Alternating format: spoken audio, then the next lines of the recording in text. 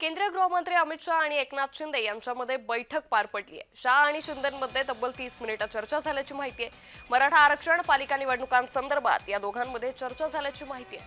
शिंदेंनी मराठा आरक्षण आंदोलन हाताळावं, शहांनी या सूचना दिलेल्या आहेत। तसंच उपराष्ट्रपती पदाच्या निवडणुकीसंदर्भात जास्तीत जास्त खासदार आपल्याकडे हवेत, अमित शहा एकनाथ शिंदे यांना सांगण्यात आलेलं आहे। त्यामुळे अमित शहा आणि एकनाथ शिंदेंमध्ये बैठक पार पडलेली आहे। आता मराठा आरक्षणासंदर्भात या आंदोलनासंदर्भात शिंदे पुढे काय भूमिका घेतात हे पाहणं महत्त्वाचं ठरेल।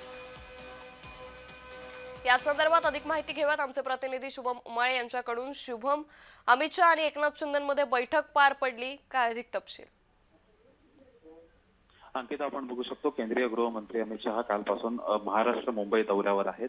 त्यांचं आता नुकतंच लालबाग राजाचं दर्शन देखील झालेलं आहे। पण मात्र लालबागच्या राजाच्या दर्शनाच्या आधी सह्याद्री अतिथीगृहावर त्यांच्या अनेक बैठका ज्या आहेत त्या झाल्या होत्या आणि त्यामध्ये उपमुख्यमंत्री एकनाथ शिंदे आणि शिवसेनेचे मुख्य नेते हे देखील त्यांच्या भेटीसाठी पोहोचले होते। कारण की महायुतीचं सरकार आहे आणि केंद्रामध्ये देखील इंडियाचं सरकार आहे। त्या अनुषंगाने ही भेट जी आहे ती त्यांची महत्त्वाची मानली जाते।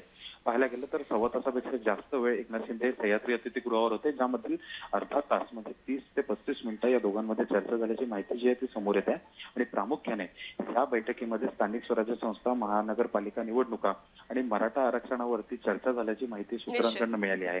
आणि सोबतच एकनाथ शिंदे यांना मराठा आरक्षणाचं आंदोलन हाताळण्याच्या शहा यांनी सूचना देखील दिल्याच्या महत्त्वाच्या दिसून येतात। निश्चित शुभम, त्यामुळे एकंदरीतच आता मराठा आरक्षणासंदर्भात जे आंदोलन होतंय त्या आंदोलनामध्ये एकनाथ शिंदे यांची भूमिका नेमकी कशी असेल हे पाहणं महत्त्वाचं ठरेल।